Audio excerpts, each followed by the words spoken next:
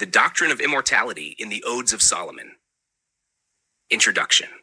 The Odes of Solomon present a rich theological reflection on the theme of immortality, particularly in relation to those who are joined to God and his Messiah.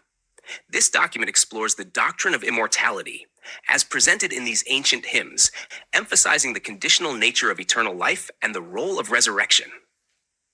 Throughout the Odes, immortality is consistently portrayed as a divine gift granted to believers, while those who remain apart from God are subject to death and corruption.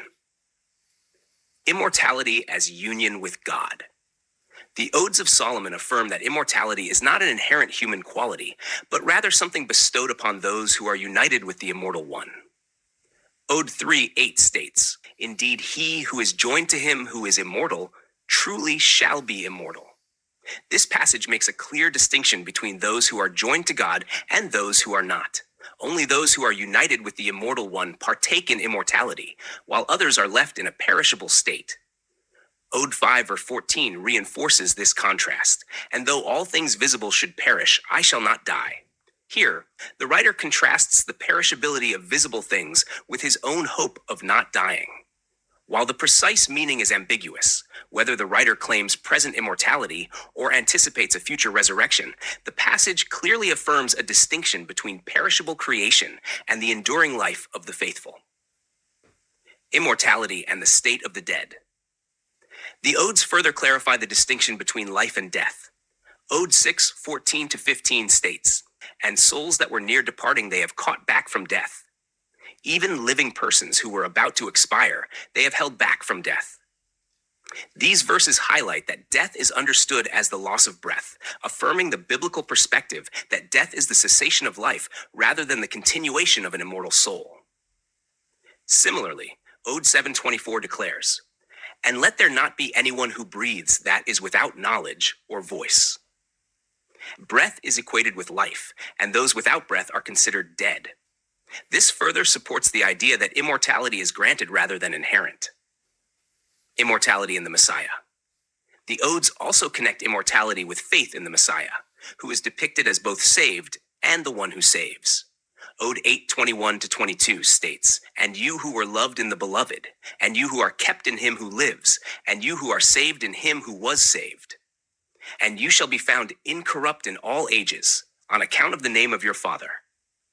The Messiah himself is described as being saved, implying that his resurrection secured immortality not just for himself, but for those who belong to him. Ode 9:4 further affirms this connection. "For in the will of the Lord is your life, and his purpose is eternal life, and your perfection is incorruptible." The perfection of believers is described as incorruptible, reinforcing the idea that immortality is a divine gift rather than a natural human attribute. The Messiah's resurrection and the defeat of death. Several passages in the Odes describe the Messiah as the one who conquers death and grants immortality. Ode 10:2 states, "And he has caused to dwell in me his immortal life, and permitted me to proclaim the fruit of his peace." Here, immortal life is something that God causes to dwell in the believer. This suggests that those who do not receive it remain mortal. Similarly, Ode 11:12 reads, "And from above he gave me immortal rest, and I became like the land that blossoms and rejoices in its fruits." Immortality is portrayed as something given by God, not something inherent in human nature. Ode 15:8-10 explicitly links the Messiah's resurrection to the defeat of death. "I put on immortality through his name, and took off corruption by his grace. Death has been destroyed before my face, and Sheol has been vanquished by my word. And eternal life has arisen in the Lord's land, and it has been declared to his faithful ones, and has been given without limit to all that trust in him." This passage emphasizes that the Messiah puts on immortality, which implies that he did not possess it inherently.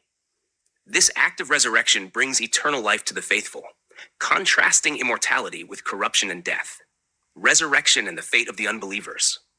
Ode 22, verse 8-10 describes a resurrection scene. "And it chose them from the graves, and separated them from the dead ones. It took dead bones and covered them with flesh, but they were motionless, so it gave them energy for life." This passage closely parallels Ezekiel 37's vision of dry bones being reanimated. The Messiah raises the dead, but only those chosen receive life. Those left behind remain in death, suggesting that immortality is not universal, but conditional upon faith. Ode 23:20 reinforces the fate of the unbelievers. Then all the seducers became headstrong and fled, and the persecutors became extinct and were blotted out. To be extinct and blotted out suggests total destruction rather than continued existence in torment, aligning with biblical teachings on the finality of death for the wicked. The gift of immortality. The Odes consistently describe immortality as a divine gift, not a human possession. Ode 31:7 states, "And possess yourselves through grace, and take unto you immortal life." If humans naturally possessed immortality, there would be no need to receive it. The same is affirmed in Ode 46, and his possessions are immortal life, and those who receive it are incorruptible. Only those who receive this gift become incorruptible. Conclusion. The Odes of Solomon present a clear and consistent doctrine of immortality. They affirm that immortality is a gift granted by God through the Messiah and is conditional upon faith. The Odes reject the idea of inherent human immortality and instead emphasize that eternal life is a divine bestowal upon those who are joined to the Immortal One. The fate of the unbelievers is destruction, not eternal torment, further reinforcing that immortality is not universal, but reserved for the faithful. These themes align closely with biblical teachings on resurrection and incorruptibility, making the Odes of Solomon a valuable witness to early Christian thought on life, death, and immortality.